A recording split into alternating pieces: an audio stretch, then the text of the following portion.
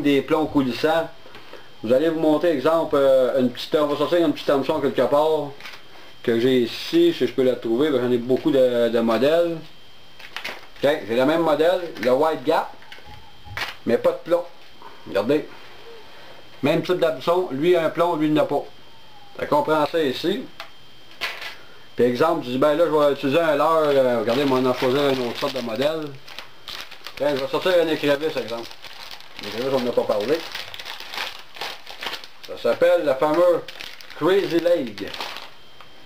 Là, il faut toujours démancher les tentacules, les pattes, des pinces, parce que souvent il y a du monde qui font pas ça. J'ai vu du monde dans leur coffre à pêche, puis ils pêchaient tel quel, de même.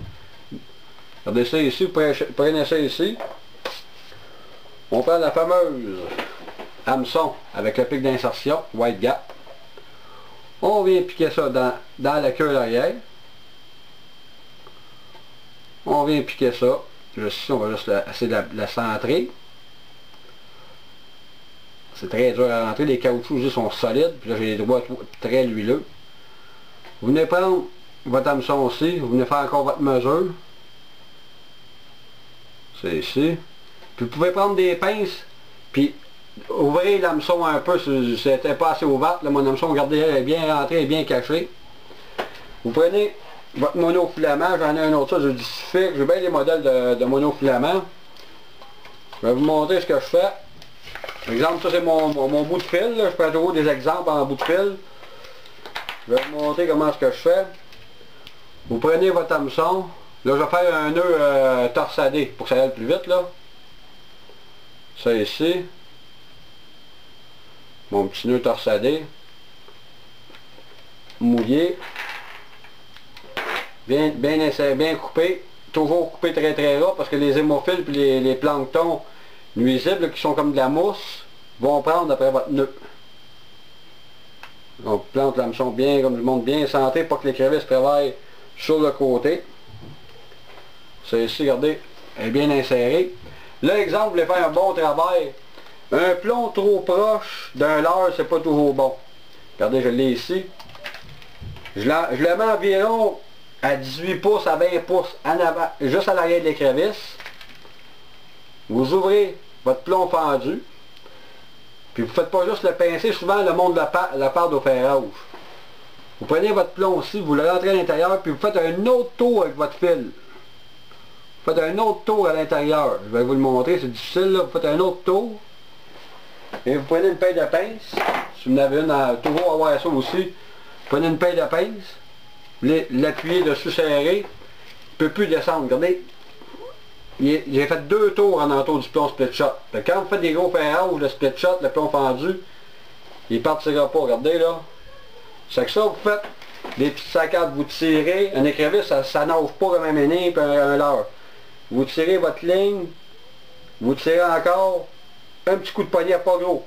Quand vous donnez votre coup, ben ça fait comme un écrevisse. L'écrevisse, elle a eu peur, elle a donné un coup de queue, elle s'est propulsée avec sa queue. C'est là que la chigale la ramasse tout de suite. J'ai d'autres hameçons aussi qui sont très bonnes, de Mostad, parce que Mostad c'est une grosse compagnie d'hameçons. La compagnie Marutos, Kamasan, il y a Patridge, il y a beaucoup de compagnies qui font des belles hameçons. Ça ici pour faire de la pêche anti-herbe. Il y en a qui vont l'utiliser pour faire du wacky style, ça va être un peu grosse, mais il y a du monde qui l'utilise pareil. Vous allez utiliser ça comme ça ici dans plein centre.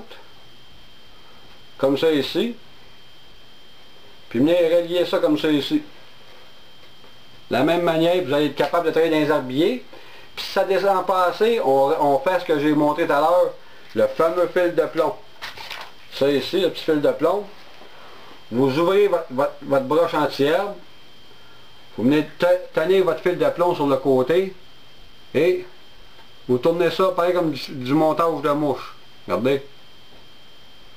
Si c'est pas assez, vous revenez par-dessus. Vous revenez en arrière. Regardez.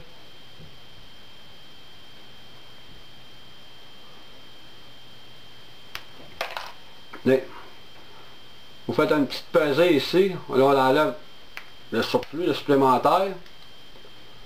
Regardez le plomb qui est dessus ici, là. Vous venez relier ça dessus. Vous venez insérer votre leurre de plastique, comme j'ai montré. Moi j'ai une technique, je le mets dans plein centre comme ça ici. C'est pas évident, bon. Comme ça ici, regardez. C'est fini.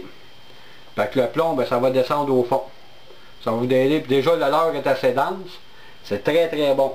C'était ma deuxième partie de technique et hameçon de pêche pour le chigan. Merci beaucoup.